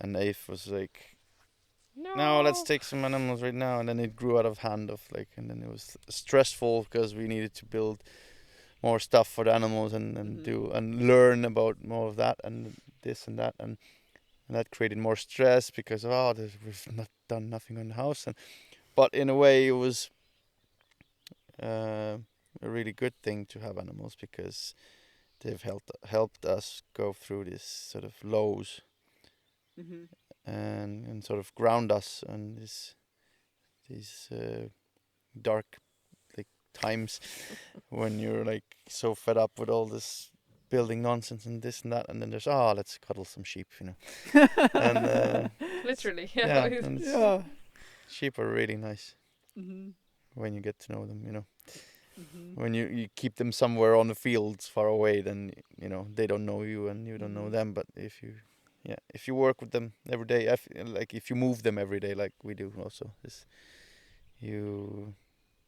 they trust you and you trust them, and they're like pets basically. Bigger dogs. Yeah, exactly. When I saw you moving them before, they ran after you exactly like dogs, They don't go fetch the ball, but yeah. But yeah, the animals have helped. So I don't know if. So what are you saying? Get a rabbit, so you can. No, rabbits are not really like rabbits are. They're cute and all that, but like they're quiet. They don't tell you anything. They're quiet animals. You need to be like observing them if you want to know if there's something the matter with them, or like, If a they sheep don't runs tell out you. of water and is thirsty, they will tell you. They will scream at you when they need something. When they're out of food, they'll scream at you. When they're out of water, they'll scream at you and things like that. But like a rabbit wouldn't. It would just die in silence. So a rabbit in that sense is a bit of a more complicated animal. It's also a very easy animal. How you? It depends how you want to look at it. But yeah, I think sheep give more back. Chickens are also quite fun. But yeah, I like sheep. What about you, Eve? What was the question again? The first one was like, how has this 2 years worked for you? Well, it's been really interesting because for me, like during my volunteering years, basically, and traveling years, I've picked up lots of like little skills of homesteading, like here and there. And gardening wise, you know, I planted onions here and I harvested potatoes there, and it's like because you're always on the move, you never finish a season properly at some place, so you don't really see how things evolve over time. So here, when I got here, we also started gardens, and yeah, I was quite well settled on the natural building side of things, and I had my like feet properly in the ground there, I think. But gardening wise, I was pretty new, so that was a really nice learning curve there, and really from start to finish. And yeah, here's like a place where I can put all my sort of dreams and things into practice, which is really cool. And now, yeah, we're starting the silvopastoral stuff. So yeah, trees and animals system integrating, which is really exciting, and doing more food forest plants, and yeah, starting a little nursery for specialized food forest plants that work in Estonia. And the hunt for them is a journey by themselves, you know, to get seeds and stuff from all over is quite cool. But yeah, the house building has taken a bit of a toll on our relationship, I'd say. But I think we're getting out of it, and I mean, we're still here and we're still smiling at each other. But yeah, it's not always easy. But I guess that's life, you know. Nothing is always easy. It will make you stronger.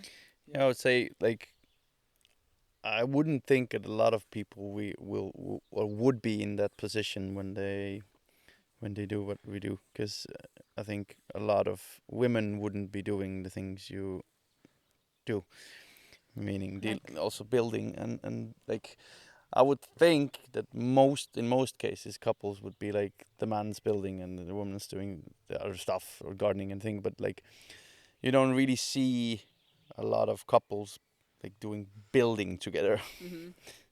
That's what I think. But like now we know why. yeah, it's really hard. This is also like different people are like have different logics on how to approach things, and then this makes really hard. It's like I see this like we should approach this like this, and she's like total opposite, and then we have to like fight over it for 2 hours to start figure on out something. that we actually mean the same thing. Yeah, we mean the same thing, but I was just talking from the other end. You know? Well, I experienced that on the farm too. It's like, yeah, every person has their own logic or way of thinking. So then to fit these two together, or to decide which one to go with, is can be like most of the project, you know, or like take most of the time. Yeah, there's also this like in a lot of cases there's people who are like more dominant over the other people. Other person, so they will be like, "Oh, this is my way. We're gonna do it like this," and the other one says, "Oh, okay, I don't want to fight." But like with us, I think we're both really strong characters, so we will fight through this. It's like, no, I have this I'm not point. gonna give up. I'm right, and then Eve's gonna be like, "No, I'm right, you idiot," and then we're gonna like fight about it, and then. Not always fight, like they just like go through the process of this is right because I'm right because of this and and then we like go through this and then we understand that actually like sometimes it's we're both wrong. Yeah, exactly. Or like, oh, you might have a good point there, yeah. But like it never happens if you give up, you know. That conversation never takes place. That realization who was actually right never takes place because just one gave up. It's like, you know, okay, let him have his way or whatever, you know. But in a way, it's good to go through these things and find out something. And another way, it's really draining. It's really draining to go, like to go like through this process of like it takes time and it's training. But quite often I want to do then his way and he wants to do my way. Yeah. Like I say A and he says B, and then after we like discuss back and forth, say, okay, yeah, you're right, B is better, and it's like no, that's the way. It's like Yeah. I thought you wanted this. No, I thought you wanted that. Anyway. No, it teaches us something. We don't know quite exactly what, but it teaches us something. Well, definitely makes you grow. Yeah. Yeah. Birdies. Yeah. You got any advice for people? Oh. How much battery do you have on the thing? Like, let's give all the advice. No, we can't. No, I mean, No, but who's going to start the depends project? where you start, where you're at. You know, have you seen pretty pictures on Instagram and you live in an apartment that have no idea, you never held a hammer, and you can't decipher a birch from an oak? Maybe go and volunteer on some farms. Take a summer and go a week there, 2 weeks there, or a whole season.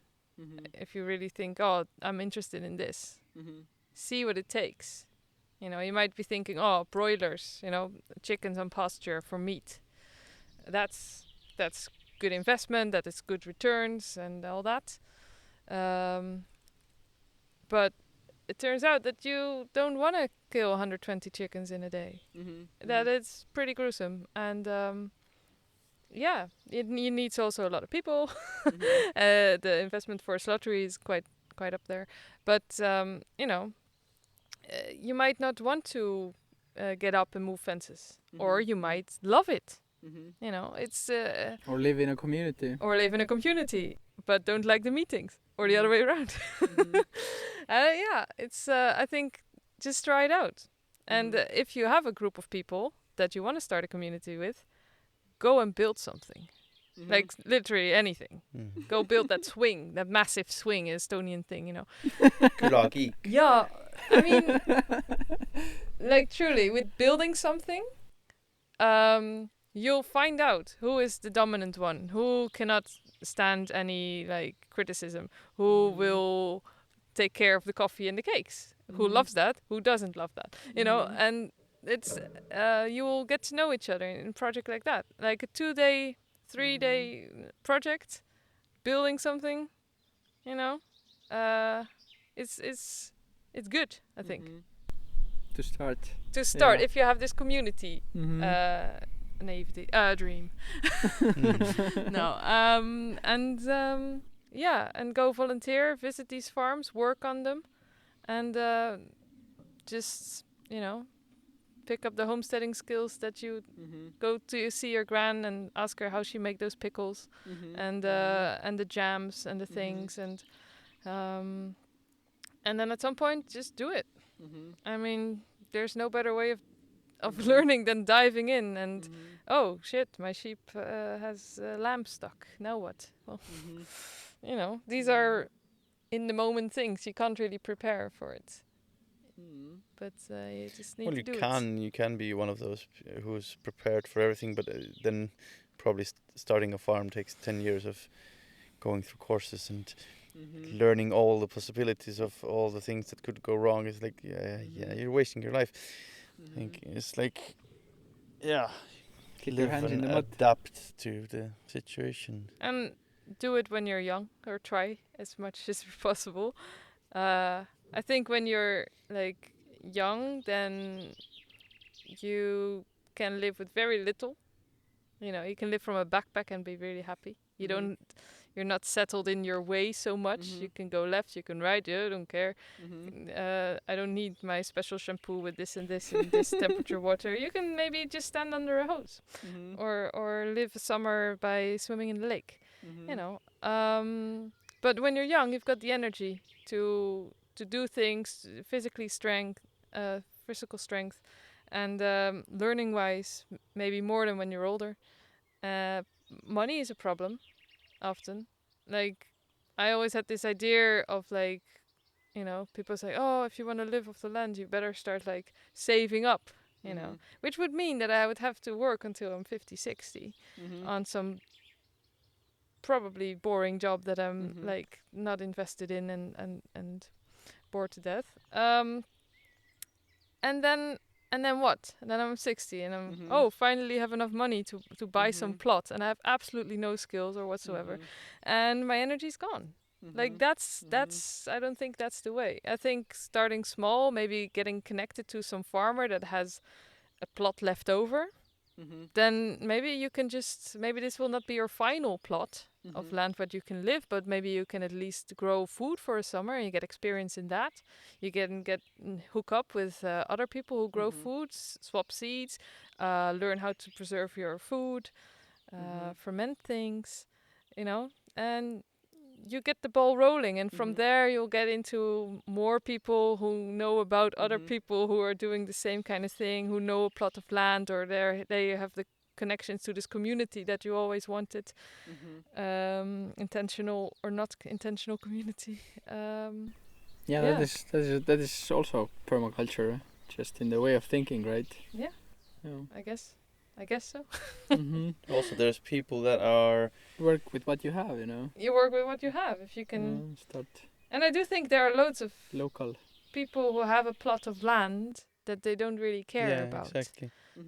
I mean, we can graze our neighbors' land in autumn. We've been doing that in the front and in the back, and they're very happy for that. They like looking at the sheep, and you know, it's all good. And I'm sure there are farmers out there or people with a big backyard or whatever. They are fine with you having a plot of vegetables growing there or something like that, and maybe you give them some jam or you work together a bit, whatever. There's some people who have some. Well, there's like some old farm places that were like inherited by some city folk, so they're like, I don't know what to do with it, I'll just sell it. But there's also people who have worked all their lives in the farm and like brought it up and made it into something, and then they're like old and tired and can't handle it anymore, and their kids are not interested because they're, I don't know, dealing with IT somewhere in Spain, and so what to do with it? And there's some people even in Estonia now, it's been thing that people are searching for other young people who are interested to take over, basically. So like people are giving away their farms just for like to find the people who are like genuinely interested and to do something with it. That's you know, to carry on their legacy. Like-minded people carrying on their stuff. You know, it's like. Yeah, you don't have to get a huge bank loan, you know, to invest in a project.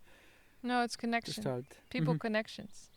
And you only get that by putting yourself out there and trying to get connected, and the universe will help you get connected to the right people. Yeah. I do believe that.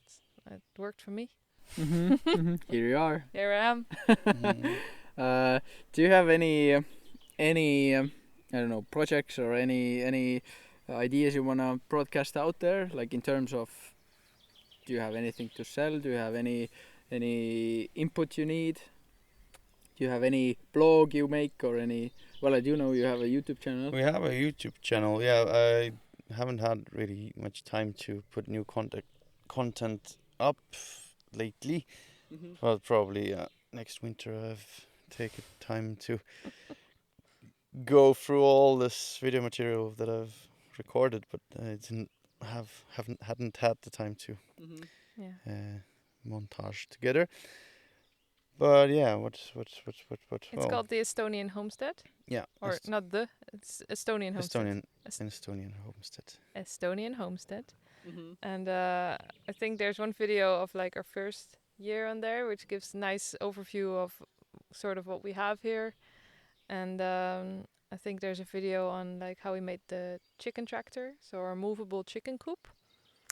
And yeah, there's some small videos about making the garden and then just some tips on chopping wood or something. But yeah, there's like yeah, but there's a lot of stuff coming.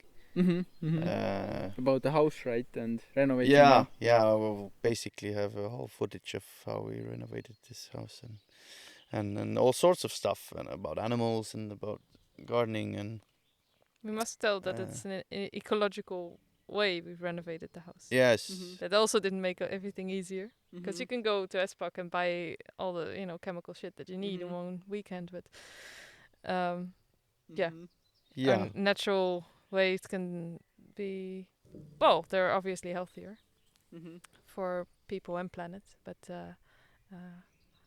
it's not always the most straightforward thing. But all good. Yeah. Sorry, I interrupted. No, it's okay. It's like, yeah, I don't know. All right. Well, then people can hit you up there and. Yeah, there's more stuff to come, but Yeah. probably not this summer. I don't really feel like doing anything on a computer when it's summer. Do we have other projects that you want people to be interested in? Projects, we'll probably have some projects with them too. We would like to probably get some volunteers to help us plant some trees. But yeah, we have to sort of. We're not quite organized yet. Yeah, we're not organized. At the moment, because we're still in moving phase, moving to the house, getting the house in order. Maybe Kinda. some biologist to check your land. Yeah, that would be good. Universe, send a biologist. Yeah, be some lab people to come and take some soil samples, and do some tests. Like lab tests would be awesome. Yeah. Because we did the first soil tests and things when we came here before we bought this actually. We did some soil tests to see what's going on, and that's if you want to know about things in the soil, you're paying for it. But There's a lot of things to look at, so you're paying a lot. But yeah, but they don't tell you about the count of nematodes or, all the that's the different. soil life, which is actually the most important part. Yeah. Because the theory actually is that all the nutrients are available in the soil, basically always. It's just whether the biology, the microbiome is present in order for them to make those nutrients available to the plants. So basically you always have what you need. You just need the right bacteria and fungi and all the other creepy crawlies to make them available. So the soil test should be about, do you have your creepy crawlies? Not do you have your phosphor? Do you have your nitrogen? You have that. Whether it's available or not is in the life, in your soil life, and that's why our chemical egg is on chemicals, because they've destroyed it. And if you don't have your lifelines to help you get your groceries in, then you need to have the you live on fast food, and that's exactly what it is. But that's a whole. Yeah, that's. We can start another we could 2 start hours. another episode Yeah. now. Podcast, But one of the really simple things that we saw when we came here, the experience that we like, I didn't know about this, and like talking about dandelions, very right? So like everybody has it, everybody wants to get rid of it, so much of it. We didn't have any dandelions on this. I was scratching my head. It's like I've never seen a garden without dandelions everywhere, and there was nothing when we came here. But it was like no one really lived here for years then, and the soil was. What I've learned through this is also that dandelion has the capability of sort of loosen soil or something. So it also comes when the soil is too compacted. It's there, but it's just not doing it when it's not needed or something. I don't know about that.